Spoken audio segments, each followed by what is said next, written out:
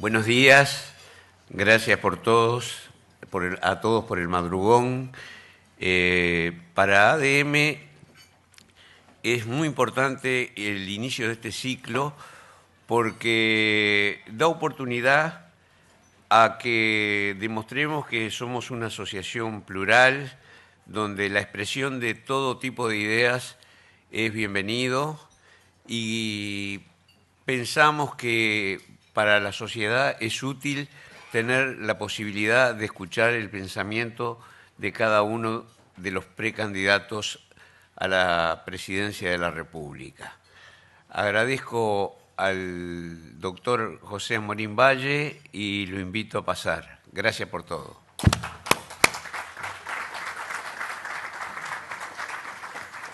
Don Elías Stein le va a ofrecer un presente al senador Amorín. Lo pinté anoche yo. Quedó espectacular. Realizado por un artista nacional.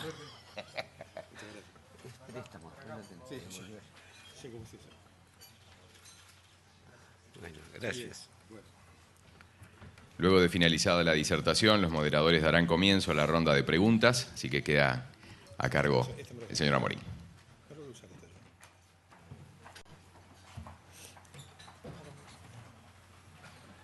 Voy a usar este papel.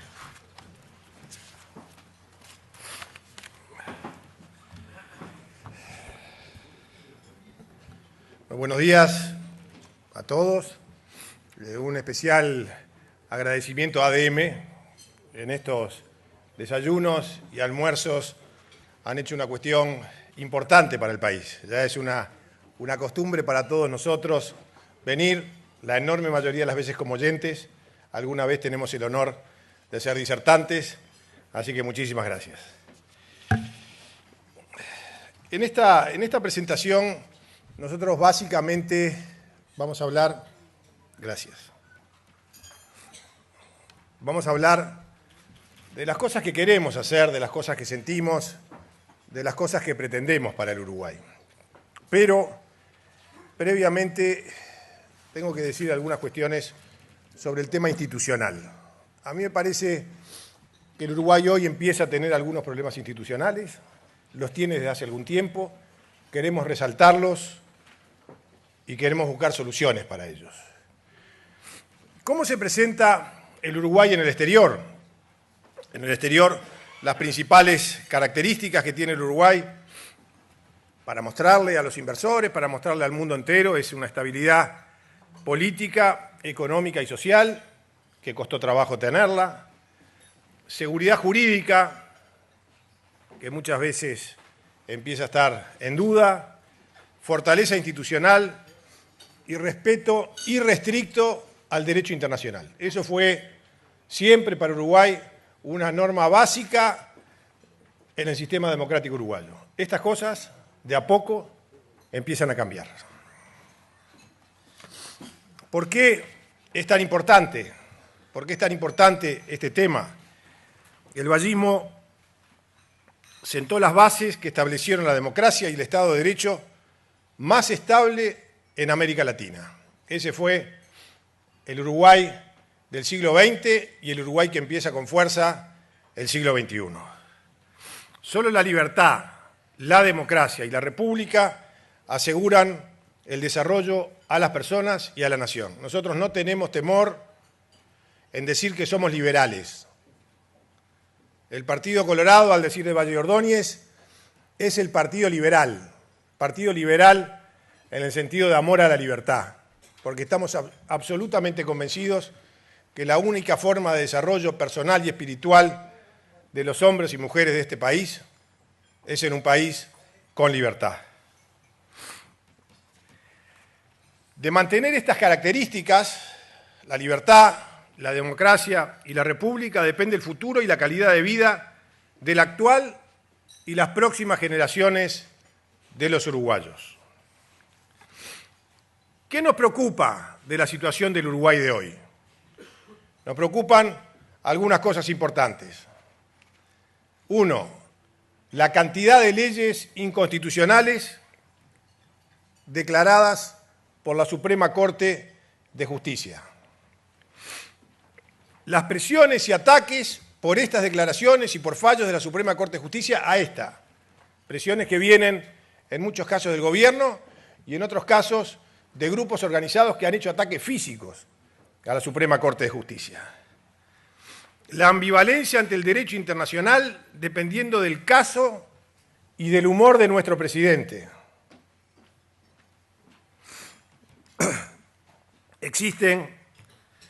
Estos son hechos que debilitan la imagen de nuestro país y no están a la altura de la historia política del Uruguay.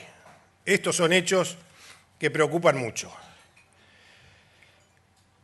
¿Qué ha pasado con estas leyes inconstitucionales? ¿Cuáles son las leyes inconstitucionales?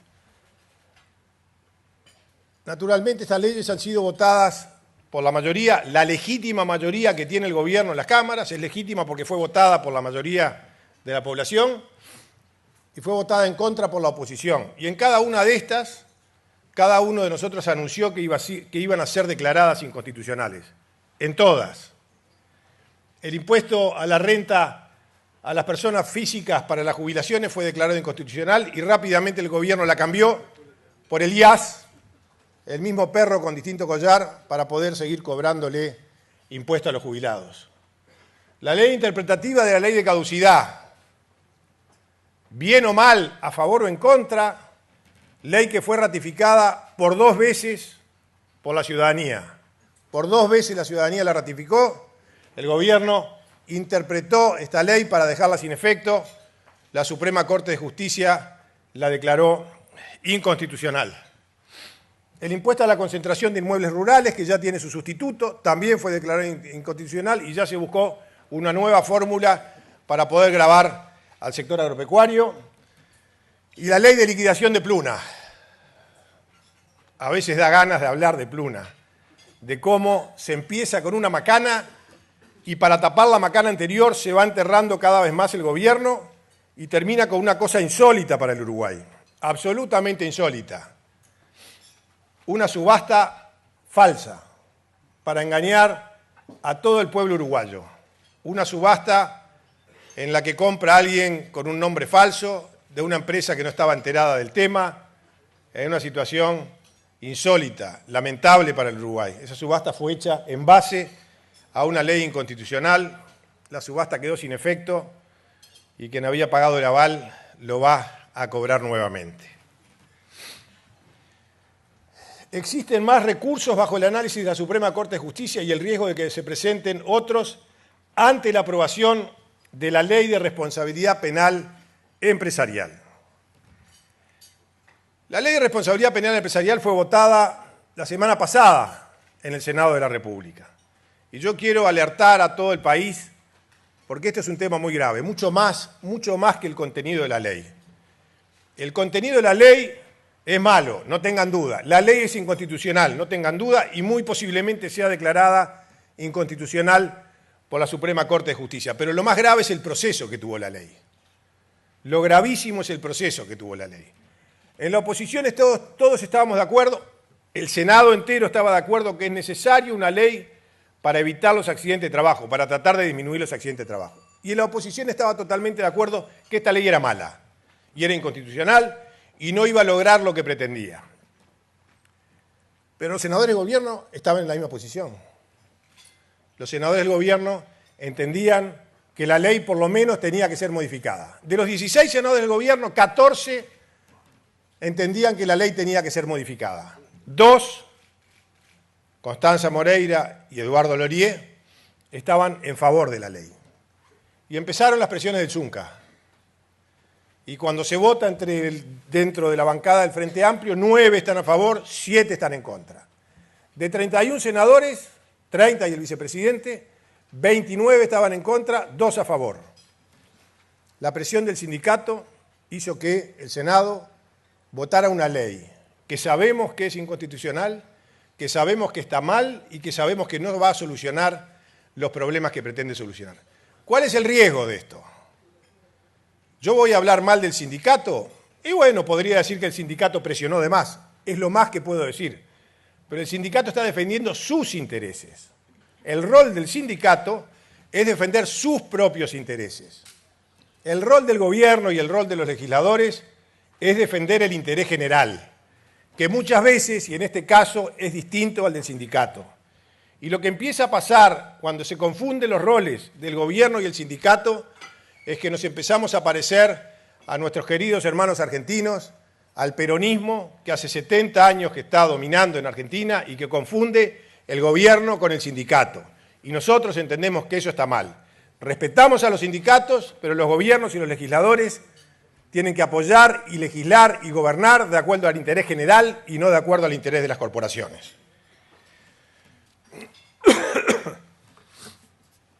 Naturalmente, esto tiene directa vinculación con la separación de poderes, con la independencia entre los poderes del Estado. Esto va directamente, y lo decimos especialmente por las presiones que ha ejercido el gobierno y grupos vinculados al gobierno sobre la Suprema Corte de Justicia. Todos tenemos que defender la independencia de la Suprema Corte de Justicia, siempre, todos y cada día. Es garantía para todos los ciudadanos la posibilidad de recurrir a una decisión ante la eventualidad de una arbitrariedad por parte de los gobernantes. En Uruguay era impensable que sucedieran hechos que hicieran pensar en su debilitamiento y consecuente pérdida de libertades. Bueno, vamos a comentar estos ataques y presiones a la Suprema Corte de Justicia, que, como hemos dicho, ha sido criticado desde el gobierno como forma de presión. Senadores del Frente Amplio y principalmente la principal senadora del MPP, la senadora Topolansky, ha impulsado y ha incentivado y ha comentado que es necesaria una reformulación de la Constitución para que la Suprema Corte de Justicia sea más funcional al gobierno. Exactamente eso, como han hecho otros países de la región, lamentablemente. Uruguay tiene que afirmarse y mantenerse en la posición de la absoluta independencia de poderes, con una Suprema Corte de Justicia a la que muchas veces a mí no me gustan los fallos, pero son los fallos que entre todos tenemos que defender, porque eso nos asegura la libertad a todos los uruguayos. Seguimos. El derecho internacional es otra parte que muestra este decaecimiento de las instituciones. Hemos sido testigos de un cambio radical en la postura de nuestro país en la materia. El Uruguay fue siempre, absolutamente siempre, defensor del derecho internacional, porque siempre lo creímos así, porque eso es lo que hay que hacer y porque además nos conviene. Un país chico no va a ser partidario de la fuerza. Un país chico solo se defiende si el derecho rige, si el derecho internacional rige. Y por esa postura histórica de Uruguay es que nosotros en los foros internacionales pegamos por encima de nuestro peso, como dicen los americanos. Tenemos mucho más fuerza que el tamaño que tenemos. Nuestra postura histórica ha demostrado que una cantidad de uruguayos han sido sobresalientes en materia de derecho internacional, y eso es porque el mundo nos ha mirado siempre con respeto y con admiración. La suspensión de Paraguay del Mercosur, todos ustedes la conocen, fue una vergüenza, lo político por encima de lo jurídico, algo que Uruguay nunca debió decir y una frase que va a quedar en la historia del país como una cuestión absolutamente negativa y en contra de lo que el Uruguay fue, pensó y actuó siempre. El renunciamiento a la utilización de mecanismos supranacionales ante los continuos diferendos con Argentina. Este es un tema también bien complejo que lo analizaremos un poquito más en profundidad cuando hablemos de la OCDE, de la relación de Uruguay con la OCDE y la influencia de Argentina en ese caso. Y, naturalmente, el anuncio de un acuerdo entre Estados Unidos y Uruguay, que todavía no sabemos bien cómo es, ni cuántos son, ni en qué calidad, pero hasta ahora no hemos encontrado, de los presos de Guantánamo, hasta ahora no hemos encontrado una norma legal que habilite a traer presos de Guantánamo, tenerlos en Uruguay, impedirles la salida. Eso no es otra cosa que ser la prolongación de Guantánamo en Uruguay, de ser los carceleros de los Estados Unidos para gente que no ha tenido proceso, ni acusación, ni nada por el estilo. Si es así, nuevamente es una vergüenza para el Uruguay. Este es un tema con el que queríamos empezar porque a nosotros nos parece muy importante. Nos parece muy importante que el Uruguay tenga claro que hay algunas cosas que están cambiando y que están cambiando para mal. Nos parece que es importante que quienes hemos siempre defendido el derecho y la libertad, tengamos claro que a ese tipo de cosas es a la que tenemos que enfrentarnos y que tenemos que estar firmes y claros en cada una de estas posiciones para enfrentarlas con claridad y para hablar las cosas como son, para decirlo con absoluta claridad. Todos, en estas cosas, cuando la libertad está en juego, no hay medias tintas.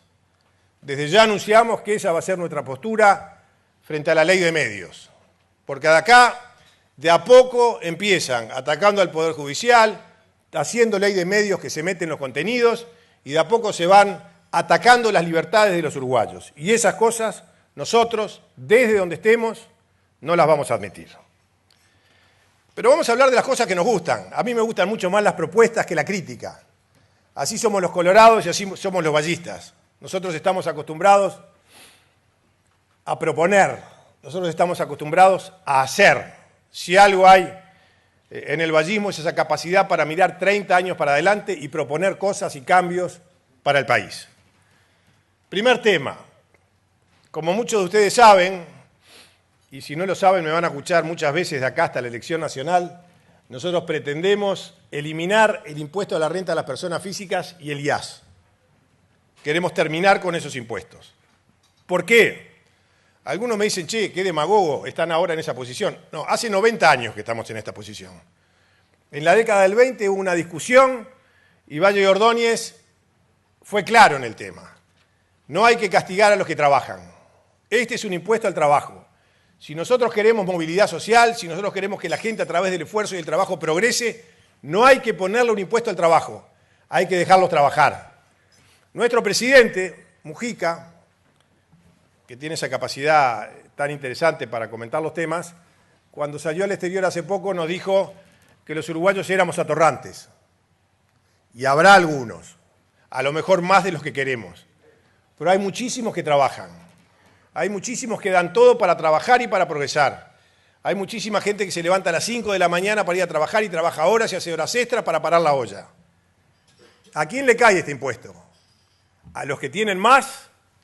Como nos dijeron, le cae a los que ganan 19.000 pesos por mes en bruto por todo el trabajo que hacen y por todo concepto. Y empezamos a encontrar a lo largo y a lo ancho del país gente que nos dice, yo tengo horas extras, pero mejor no lo hago porque me matan con el impuesto. Enfermeras que me dicen, yo tenía 2 trabajos, pero agarro uno porque si no me matan con el impuesto y me voy a casa y hago otras cosas. No es un incentivo al trabajo, esto es un incentivo para que la gente no trabaje. Estamos en contra de este impuesto, estamos también en contra de este impuesto para los jubilados, que son los que han trabajado toda su vida y que tienen derecho a tener un ingreso y que a diferencia de los activos no tienen revancha porque no tienen posibilidades de conseguir otras cosas y trabajar más, nos parece profundamente injusto. Y nos hemos comprometido con nuestros economistas, con un equipo de economistas de primer nivel que explicó al detalle cómo se podía hacer esto en un periodo de gobierno, no se puede hacer de un día para el otro, cómo se puede hacer en un periodo de gobierno, cómo podemos terminar con este impuesto sin tener otro impuesto, sin sustituirlo por otro. Ese es, no tengan duda, nuestro compromiso.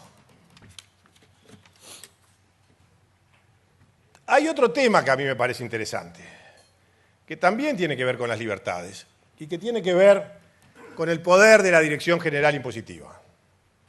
La Dirección General Impositiva tuvo una reforma muy importante que empezó en el año 2002-2003. Yo fui parte de la negociación de esa reforma a los efectos de hacerla más eficiente y más profesional. Y esa reforma continuó y se realizó. Y la realidad es que la Dirección General Impositiva ha tenido una fenomenal capacidad de recaudación. Ha aumentado mucho más la recaudación de lo que aumentó el Producto Bruto. El tema es que hoy está absolutamente desequilibrado el poder de la Dirección General Impositiva con la fuerza del contribuyente. Y cuando cae la Dirección General Impositiva es como si cayera el diablo. El pequeño empresario que está seguro que hizo todas las cosas bien, también está seguro que si le cae la impositiva le va a encontrar algo. Lo va a presionar y lo va a obligar a arreglar. ¿Qué es lo que pasa? Tengo acá al doctor, en primera fila, al doctor Alberto Varela, es un gusto que esté con nosotros, es un tributarista de primerísimo nivel y él me podrá corregir. Pero de cada 100 inspecciones, un porcentaje altísimo, la impositiva encuentra alguna infracción. Y ahí se ponen cerca del 90, 92%. De cada 100 inspecciones, al 92% le encuentran algo. Y miren que todos los uruguayos saben que le va a caer la impositiva y todos los uruguayos saben que lo van a mirar con 4 ojos, así que hacen las cosas lo mejor que pueden. De 100, 92 encuentran algo. Y ahí empieza la negociación y las medidas cautelares, y ahí empiezan las presiones. La enorme mayoría arregla, porque no pueden tener en un proceso que es absolutamente lento y largo, no pueden estar con la impositiva encima y con medidas cautelares durante 5 años, porque se le funde la empresa. Y arreglan por la presión, no porque crean que la impositiva tiene razón. Ahora, hay situaciones en que los que tienen espalda ancha, las empresas grandes, pueden pleitear. Es aproximadamente el 5% de los casos. Esos pleitean, aguantan,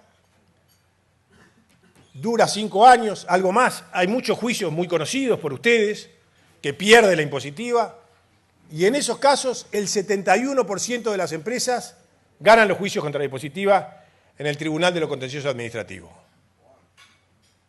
Está mal. Está mal, sí, en algunos se transa antes. Pero es así. Entonces, ahí hay algo que está mal.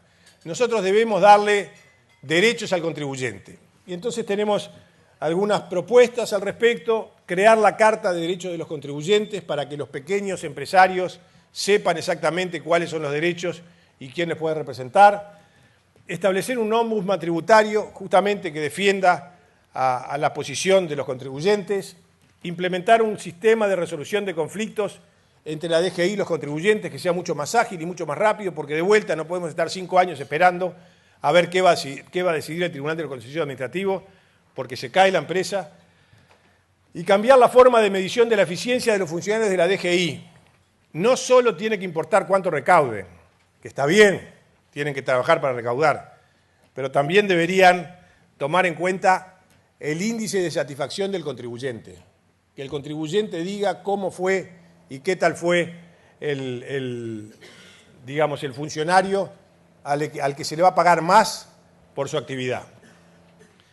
Y hay que rever algunas de las facultades que el Parlamento le ha votado a la DGI en los últimos años, esas posibilidades de ir a los liceos, a los colegios, a los clubes deportivos para saber quién está y quién no está, para controlar, para meterse en las intimidades de las familias uruguayas. Así que esto es también una propuesta que me parece que es justa y que me parece que va a dar más posibilidades al empresario en general y al pequeño empresario, al pequeño contribuyente en particular.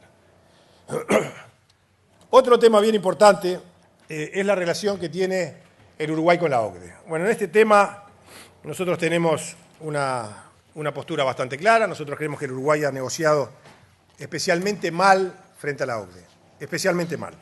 Creemos que hay posibilidades de hacer las cosas bien y creemos que hay que tomar en cuenta los países que han negociado bien. Hay una cantidad enorme de países que han negociado muy bien con la OCDE. Si ustedes me permiten, voy a leer algunos de estos países porque son unos cuantos.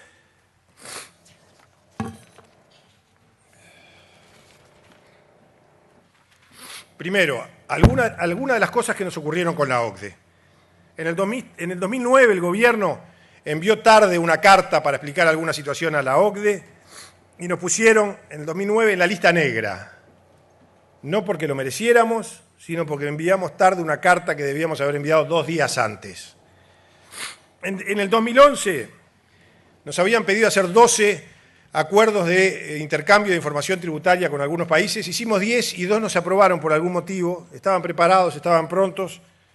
Volvimos a la lista gris. Ahí nos dio una mano nuestra vecina, doña Cristina Fernández de Kirchner, hablando con el entonces presidente francés, que salió a decir que Uruguay era un paraíso fiscal. No sé si lo recuerdan. En el 2012, frente a esta situación, dijeron con Argentina no vamos a firmar entonces ningún tratado de información tributaria y por supuesto que la OCDE lo primero que dijo es que tiene que firmar con Argentina. ¿Qué tenemos que hacer con la OCDE? Bueno, tenemos que profesionalizar la negociación. Esto no es solo una cuestión de política, de políticos, esto es de profesionales en el tema. Hay algunos países como Austria, Liechtenstein, Suiza, Costa Rica, Panamá, que han negociado bien. Ahora yo les voy a decir a ustedes una lista de países. Escuchen bien. Islas Caimán, Bermudas, Isla de Jersey, Isla de Man, Bahamas, Samoa, Islas Vírgenes Británicas, Islas Seychelles, Isla de Guernsey, Isla Mauricio, Antigua y Barbuda, Aruba, Islas Turks y Caicos, Isla de San Vicente y las Granadinas. Ninguna de ellas, escucharon las que le dije, ninguna de ellas, a pesar de hacer todos los méritos posibles para hacerlo, integró nunca listas negras o gris de la OCDE en los últimos 9 años. ¿Cómo lo lograron? Lo lograron profesionalizando la negociación y definiendo una estrategia que permita a esos países adelantar la presión. Eso es lo que tiene que hacer Uruguay. Uruguay nunca debió haber firmado el Tratado de Información Tributaria con Argentina. Jamás. Teníamos 1000 argumentos para no hacerlo. Teníamos los argumentos más claros, que Argentina no cumple con ninguno de los tratados, ni con nosotros ni con el resto del mundo. El gobierno argentino no cumple con esos tratados. Y Uruguay le dijeron, tiene que firmar un tratado con Argentina y uno con Brasil. Salimos rápidamente a firmar uno con Argentina. Con Brasil estamos en eso, y viene mal. Y el resultado de la firma del tratado con Argentina fue inmediato. La inversión de argentinos en Uruguay cayó estrepitosamente. Uruguay cometió un error, firmó un tratado en el que no teníamos absolutamente nada para ganar y no lo cambió por nada.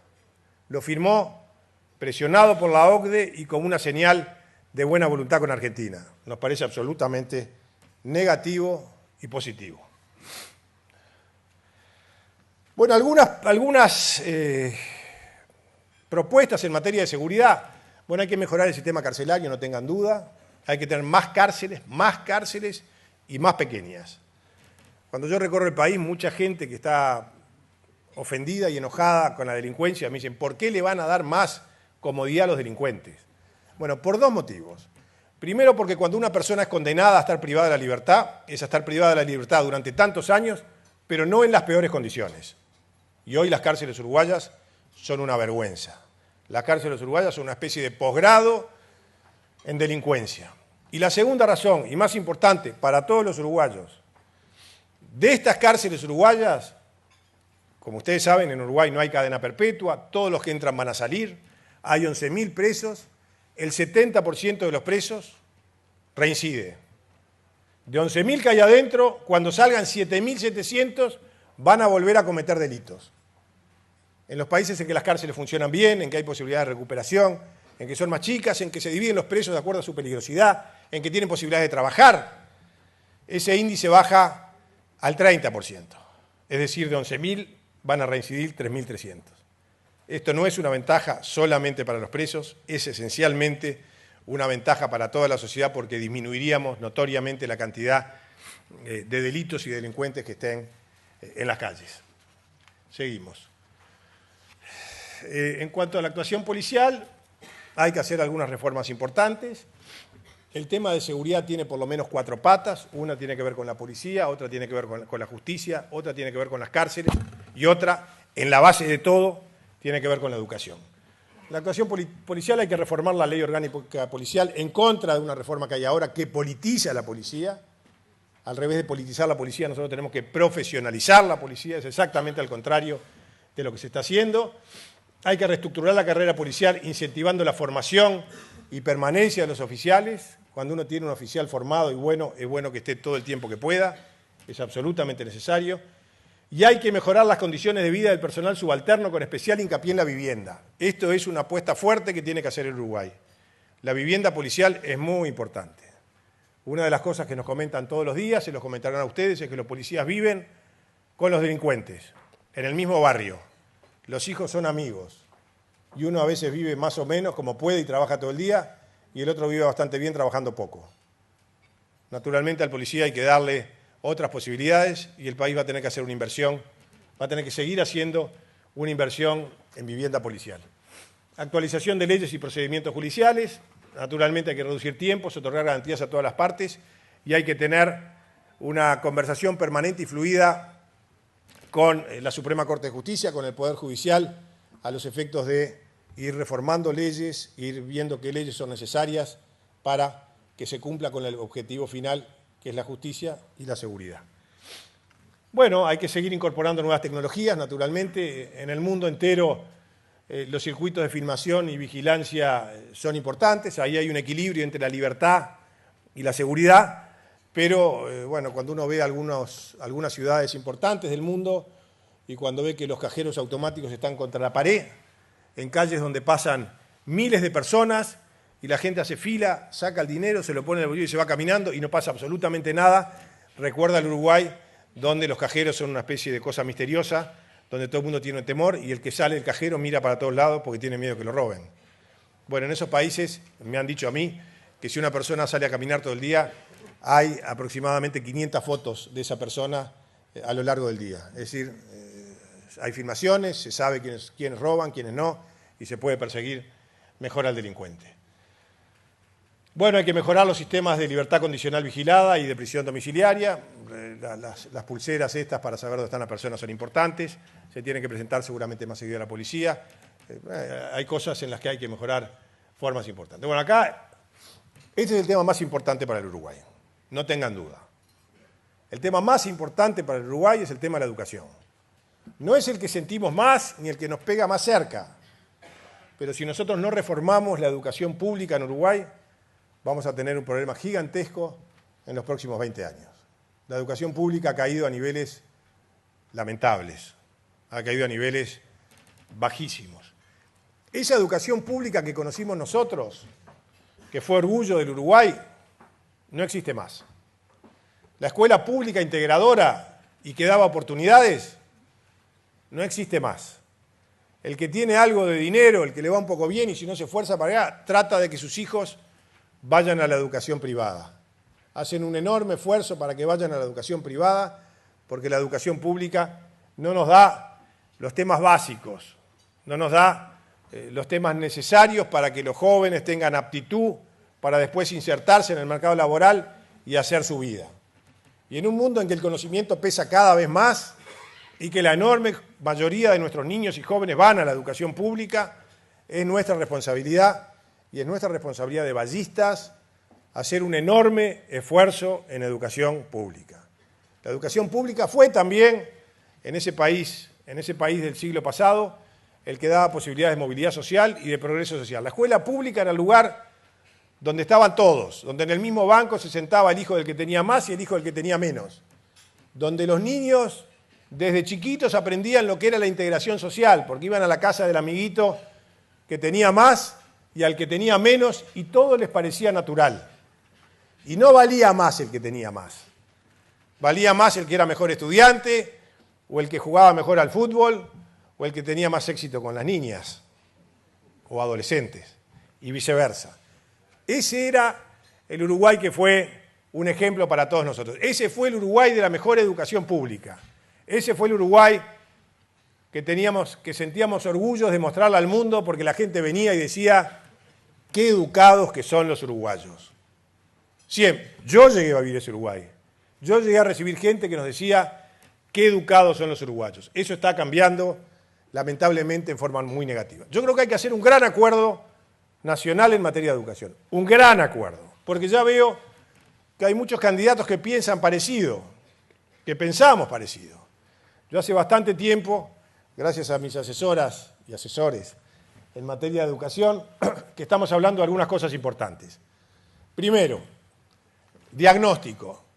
Nos dicen que primaria anda bárbaro, porque muy poca gente repite el año, muy pocos niños repiten el año. 4%. No está mal. De una clase de 30 a 1,5 que repita el año, no está mal. Pasan al liceo. En primero de liceo repite más del 40%. Es decir, en ese verano en el que pasan de sexto a primero, se olvidaron de todo lo que aprendieron. Van mal preparados y el salto es demasiado grande. Pasan de tener una maestra que los conoce a todos, que conoce muchas veces a los padres, que saben qué problemas tienen, que sabe quién aprende más y quién aprende menos, a tener 12 o 13 materias con 12 o 13 profesores. El 30% de las clases no se dictan por algún motivo, o porque el profesor no está designado, o porque faltó, o porque tiene otra cosa para hacer. y ese profesor no los conoce porque va corriendo de un liceo a otro. Conoce a los dos que se sientan adelante, que levantan la mano y le dicen yo profesor, y a los últimos dos, a los del fondo allá, que le tiran cosas al profesor. A esos dos conoce. Al resto no conoce a ninguno. El 40% pierde. ¿Cómo funciona el mundo que funciona?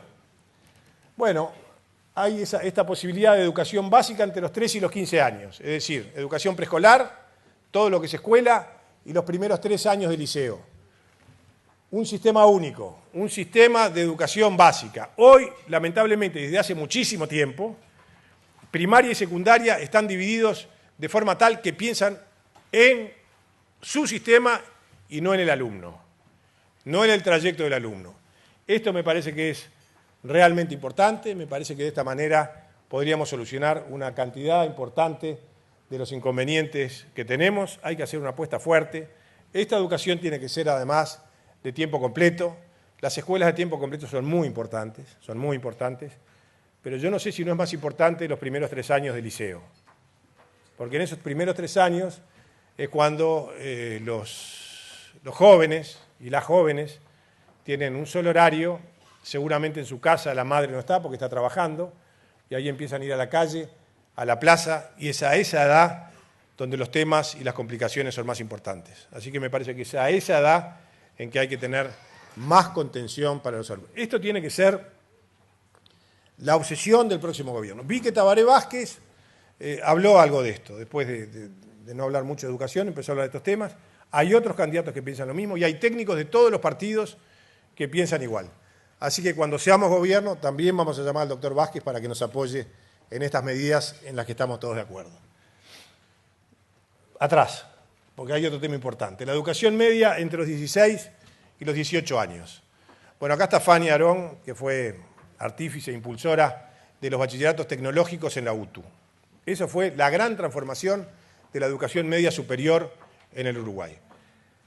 En nuestra época el liceo era más valorado que la UTU, en general.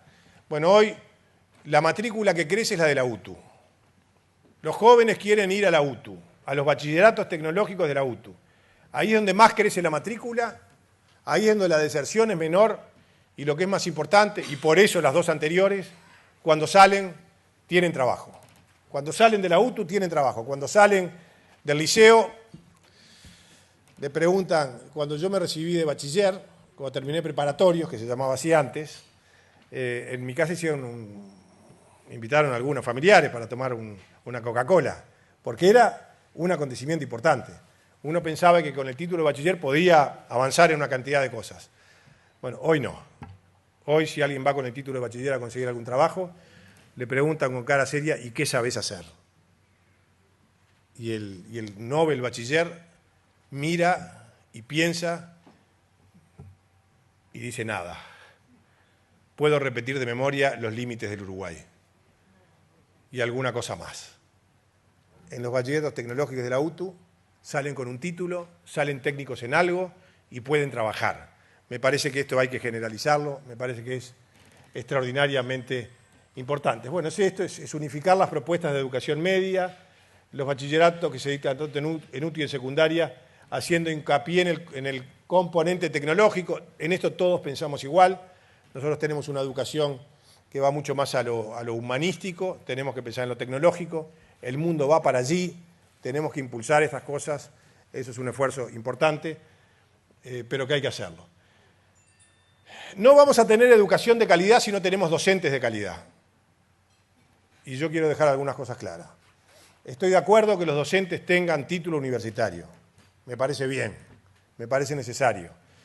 Estoy de acuerdo que los docentes se formen como universitarios. Me parece bien y me parece necesario. Y si es así, los docentes tienen que ganar, tienen que tener ingresos como un universitario medio. Porque si no, quienes optan por la carrera docente no van a ser los mejores. Tienen que tener una vocación gigantesca, o si no tienen que decir, ¿qué hago? ¿Arranco para ser docente o soy ingeniero que gana 4 veces más, o contador que gana 5, o abogado? Y entonces, lamentablemente, no son los mejores los que hacen la carrera docente. En los países donde esto funciona bien, dan incentivos para que los mejores puedan seguir la carrera docente. Si tenemos muy buenos docentes, vamos a poder tener una muy buena educación. Es imposible tener educación de calidad si no tenemos buenos docentes. O sea que es en este tema también que tenemos que hacer un esfuerzo muy importante. Afianzar la autonomía de los centros educativos, me parece que es absolutamente necesario también. Los directores de los centros tienen que tener mucho más poder. Este fue un tema que conversamos con Mujica hace como 2 años, cuando nos llamó a los líderes políticos para conversar del tema de educación. Todos queríamos darle más autonomía a los centros de educación, que los directores pudieran hacer cosas, que pudieran contratar docentes, que pudieran tomar decisiones que hoy son todas tomadas centralmente.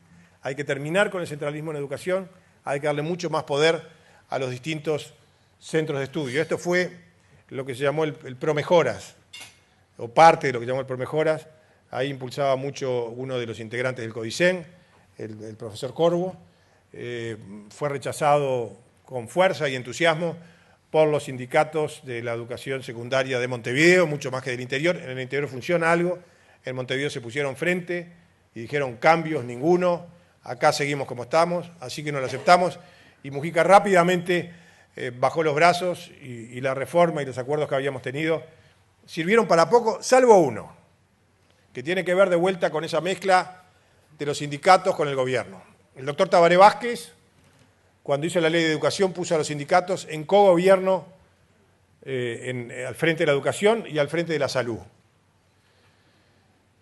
Lo primero que nos pidió Mujica cuando llegamos, lo primero, fue denme el doble voto para el presidente del CODICEN, porque si no yo no puedo gobernar. ¿Quiénes tienen que gobernar el CODICEN? ¿Quiénes tienen que gobernar una universidad de la educación? La sociedad. Es la sociedad la que tiene que decir qué docentes queremos.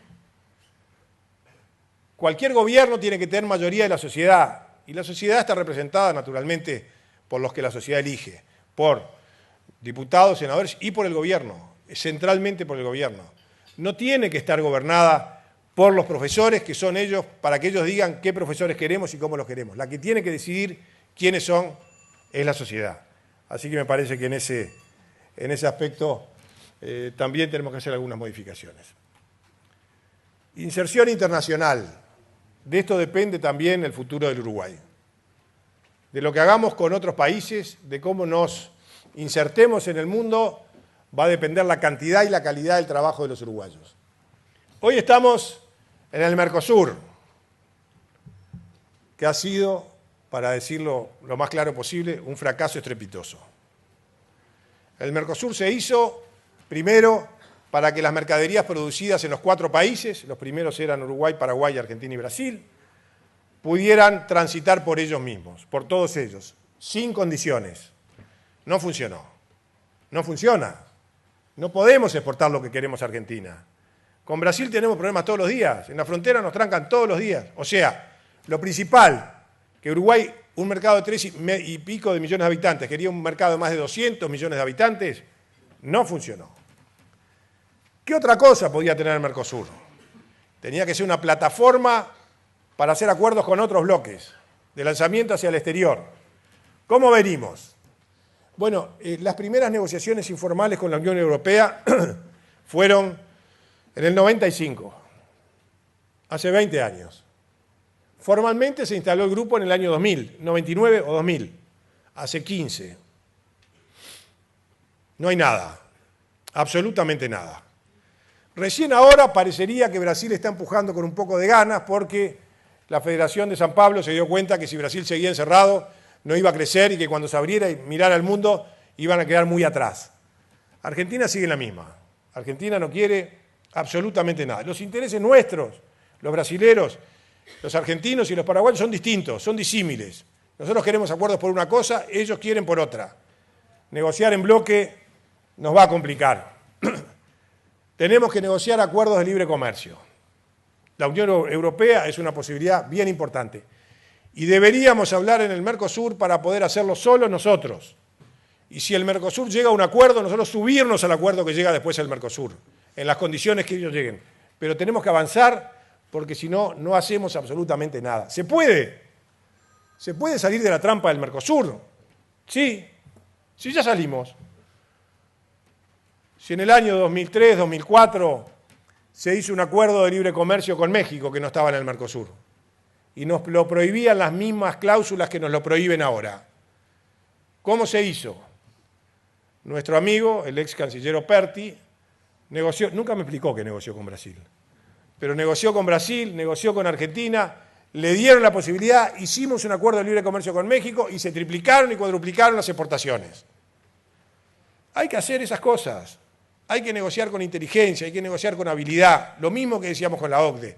No tengan dudas que se puede, pero para poder hay que querer, para poder hay que tener las convicciones claras, para poder tenemos que saber cuál es el objetivo, para poder tenemos que sentirlo y tenemos que estar seguros que hay que hacerlo. Un gobierno que dice, como te digo una cosa, te digo la otra, no tiene esas convicciones y no va a poder hacerlo. Acá tenemos que tener claro que el Uruguay le va la vida abriéndose al mundo. Acá en la región hay un grupo de países que están funcionando bien y que están haciendo la Alianza del Pacífico. Si uno pregunta qué países económicamente funcionan bien en América del Sur, en América Latina, seguro que les van a decir Chile, Perú, Colombia, México. Se suma Costa Rica ahora. Esos 4 países están haciendo acuerdos que después van a ser un fenomenal acuerdo gigantesco con todos los países de la costa del Pacífico, obviamente incluyendo Estados Unidos, y con todos los países del Asia. Todavía no está China, pero seguramente lo va a estar. El comercio mundial, como ustedes saben, se va cambiando. Tuvo 2000 años en el Mediterráneo, pasó a ser central el Atlántico y ahora empieza a ser central el Océano Pacífico. Allí van a estar las economías más fuertes. Y nosotros mirando para otro lado. El presidente Mujica diciendo que no interesa, que en realidad es más importante hacer acuerdos con Venezuela, con Guyana, con Ecuador y con Bolivia. Esto no es un tema de intereses políticos, este es un tema de intereses comerciales, este es un tema de intereses de los países. No tengan duda que a mí no me entusiasma el sistema de gobierno chino, pero si tengo que hacer un acuerdo con China y se pudiera hacer un acuerdo con China para mejorar la calidad de la vida de los uruguayos, no tengo duda. Porque las cosas no duran para siempre. Porque en Venezuela el gobierno no va a durar para siempre. Es un error hacer acuerdos por motivos ideológicos, porque esas cosas no duran para siempre. Me parece que el camino es claro, me parece que hay muchos uruguayos que estamos pensando en qué se tiene que ser el camino. Hay que renegociar los acuerdos del Mercosur de forma de lograr una redistribución más equitativa de sus costos y beneficios. En realidad el Mercosur es un acuerdo extraño en donde los países chicos subsidian a los países grandes. Es decir, pierden los países chicos porque le tienen que comprar la producción industrial a los países grandes y no obtienen ningún beneficio. Normalmente es al revés.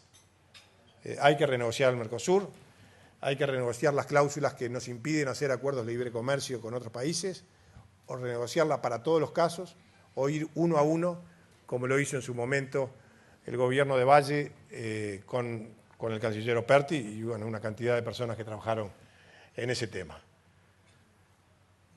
El Uruguay que queremos es vallista. Muchas gracias.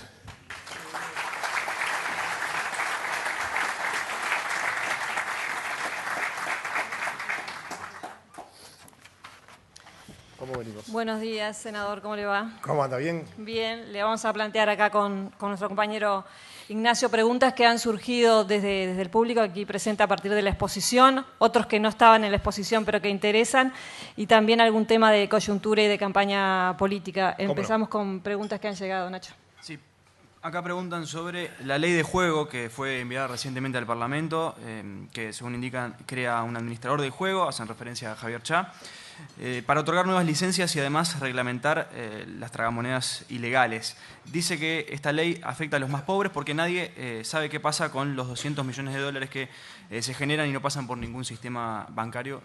Consulta su... Bueno, todo el mundo sabe que hay un sistema de juego clandestino muy importante en Uruguay, con una cantidad de maquinitas en distintos lugares donde hay bebidas alcohólicas y a su vez hay maquinitas para jugar.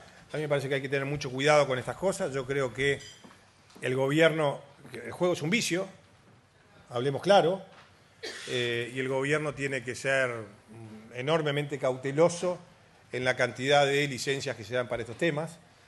Es evidente que quienes no pagan impuestos, en este caso, no tienen, desde mi punto de vista, ningún motivo de existencia.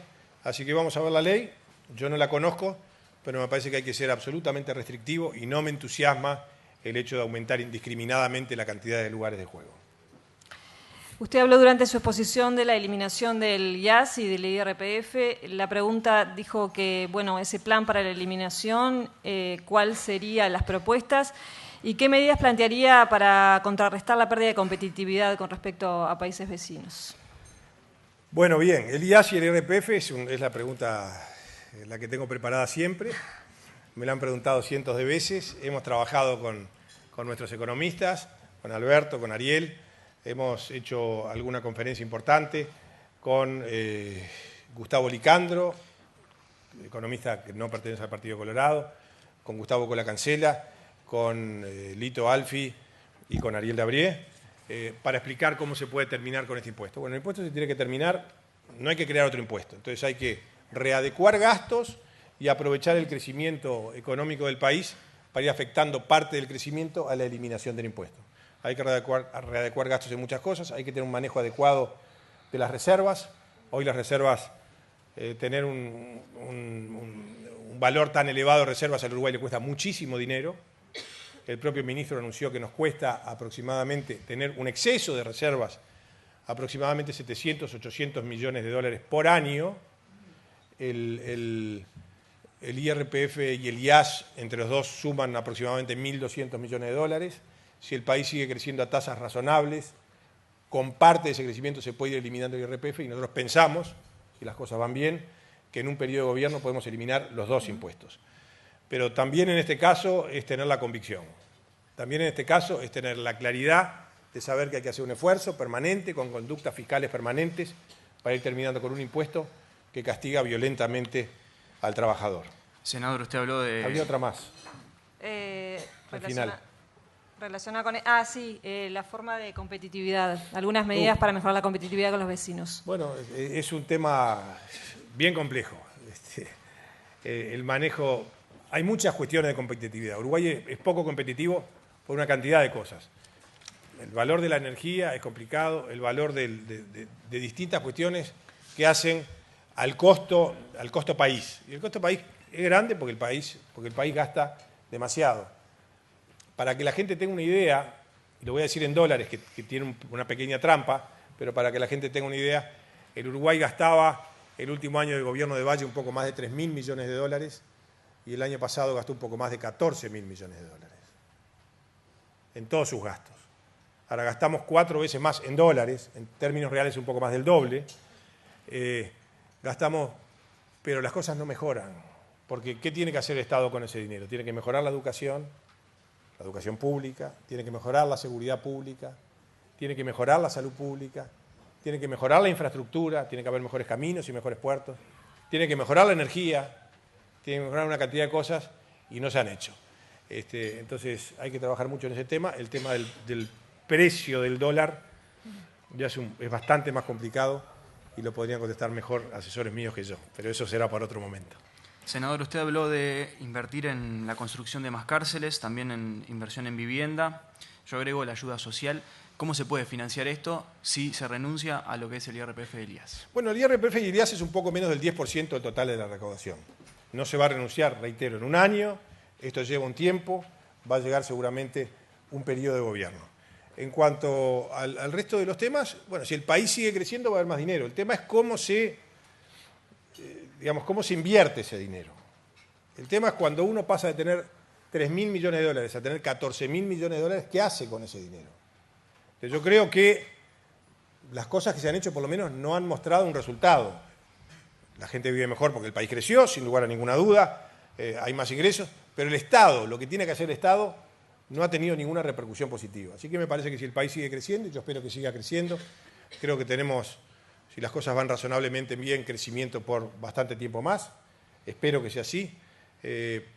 Todo ese dinero, todo el gasto tiene que ser apuntado tipo con bisturí de cirujano. hay que gastar en lo que hay que gastar. Y nosotros creemos que hay que gastar en educación, en cárceles y en 2 o 3 ítems más que son importantes. Hay otros temas en los que se ha gastado demasiado y se ha hecho muy poco. Creo que lo que ha hecho el gobierno es gastar mal. Es gastar mal. Porque no solo ha gastado todo ese aumento de recaudación importantísima, sino que la deuda pública, la famosa deuda soberana, antes la deuda externa, pasó de 13.000, la deuda bruta, pasó de 13.000 millones a más de 30.000 millones. Así que hay que gastar bien. Senador, el sector que usted lidera tiene un amplio apoyo de dirigentes que formaron parte de gobiernos anteriores, gente con mucha experiencia de trabajo interno y también de experiencia de gobierno. Le preguntan desde el público cómo se está trabajando con equipos técnicos más jóvenes también para la renovación. Bien, hay muchos. Hay algunos acá. Acá hay algunos jóvenes inteligentes que están trabajando y están entusiasmados. Lo que nosotros tenemos que hacer, la obligación de los que creemos que los partidos y los sectores políticos son instrumentos para el país, es crear y trabajar para la generación de relevo. El Partido Colorado y el Partido Nacional son de los partidos más antiguos del mundo. Y son de los partidos más antiguos del mundo porque han sabido cambiar y han sabido apoyar a las generaciones de relevo.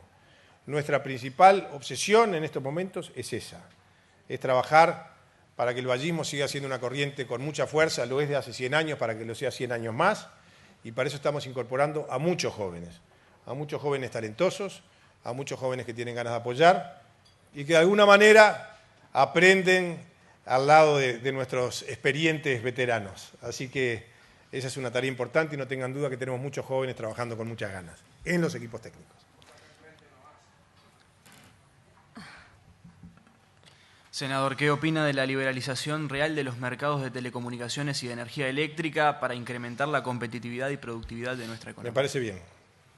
Estoy de acuerdo. Estoy de acuerdo yo estoy de acuerdo siempre con la competencia. Y les voy a poner un caso claro.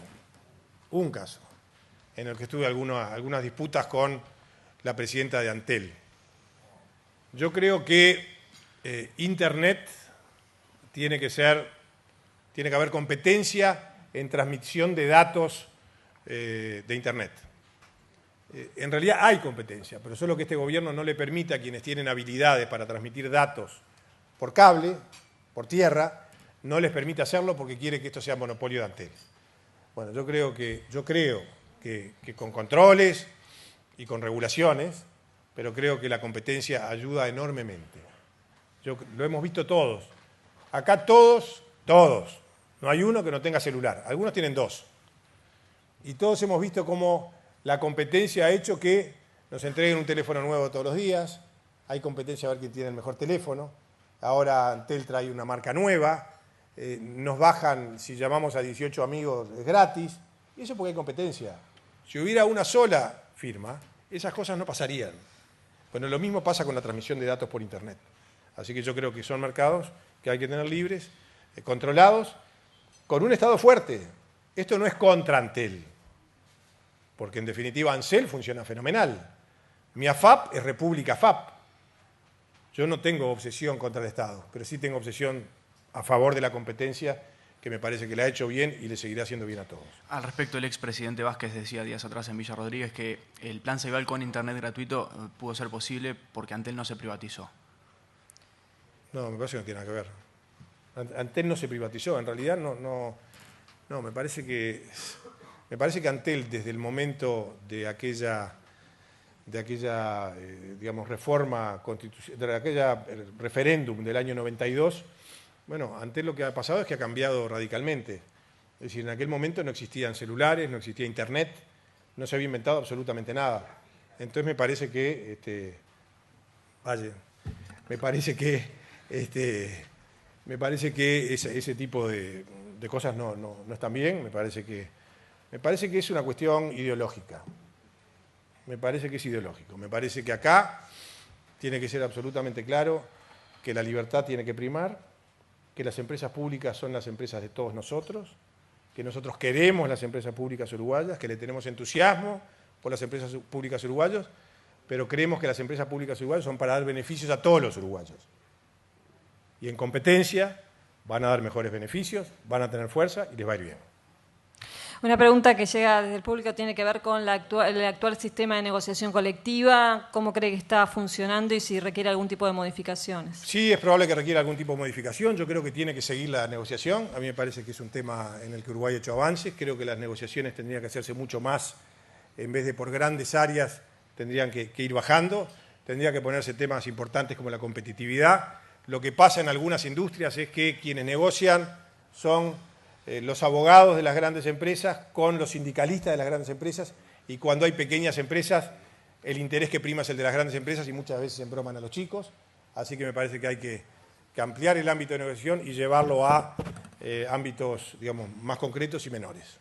Otra de las consultas hace referencia a la ley de bancarización y pregunta justamente si es un proyecto de AEU. Yo no sé, es un proyecto que castiga enormemente a las cooperativas. Es un proyecto que castiga con muchísima fuerza a las cooperativas de ahorro y crédito, a cooperativas que tienen una función social muy importante en todo el país y que seguramente empezarán a desaparecer. Es un proyecto que si a mí me decían hace 10 años que el Frente Amplio iba a presentar un proyecto para terminar con las cooperativas, a mí me pareció imposible. Una pregunta que tiene que ver más con campaña electoral, Amorín Valle. Usted el otro día llamaba a Bordaberry a debatir para que los colorados puedan elegir y conocer las diferencias. Según las encuestas, Bordaberry tiene un alto porcentaje de aprobación dentro de la interna. ¿Por qué los colorados están eligiendo una propuesta como la de Bordaberry y no como la del vallismo? ¿Qué le está pasando al vallismo? Si no nos eligen a nosotros es que no habremos sabido manifestar bien y explicar bien lo que es la propuesta vallista. En realidad, hoy de mañana varios me dijeron, hoy de mañana había algunos amigos, no del Frente Amplio, que estaban entusiasmados con una encuesta que salió ayer. Y los uruguayos nos hemos acostumbrado yo creo que casi que no podríamos no tener elecciones, porque las encuestas nos están diciendo va a pasar esto y está pasando esto. Bajó 3 y el otro subió 4. Yo quiero ser absolutamente claro. Yo tengo experiencia como para no creer en las encuestas. A mí hay una encuestadora muy importante y muy seria, que se llama Equipos Mori, que en la elección anterior decía que yo iba a tener, en la interna, que yo iba a tener 1.400 votos. Y yo le dije, mirá, te estás... No, vas a tener 1.400 votos. Te miente la gente que te dice que te va a votar. Bueno, 20 días después tuve 20.000 y 4 meses después tuvimos 150.000. Pasamos de 1.400 a 150.000. Entonces, yo mucho en las encuestas no creo. Así que yo tengo mucho entusiasmo en cómo venimos. Creo que se está sumando mucha gente en todo el país. Creo que se está sumando mucha gente que viene dentro del partido, pero mucha gente que viene de afuera. Estamos convencidos que estamos haciendo una campaña buena, que estamos haciendo una campaña por las cosas en las que creemos.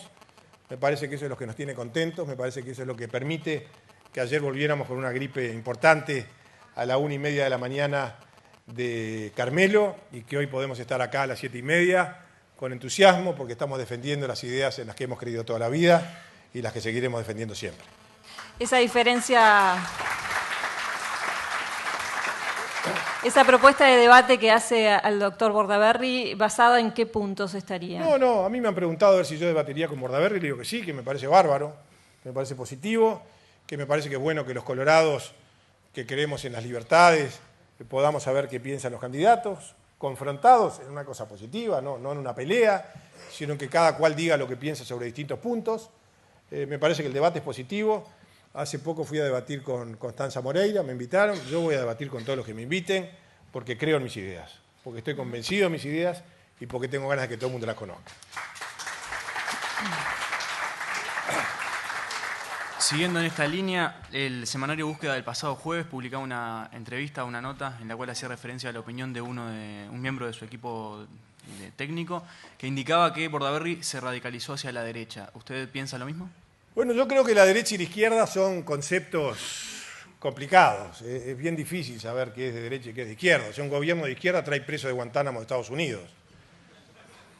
Entonces, no es fácil. Pero la gente tiene un concepto del tema. Y entonces, en definitiva, no importa qué piense yo, sino que lo que importa en política es lo que piense la gente. Y mucha gente nos dice... bueno, que nosotros tenemos que representar una corriente mucho más del centro, mucho más vallista que la que representa Bordaberry. Senador, le agradecemos mucho su participación, su exposición y también a todo el público. Muchísimas gracias. Asuntos Públicos, para conocer mejor, para saber más.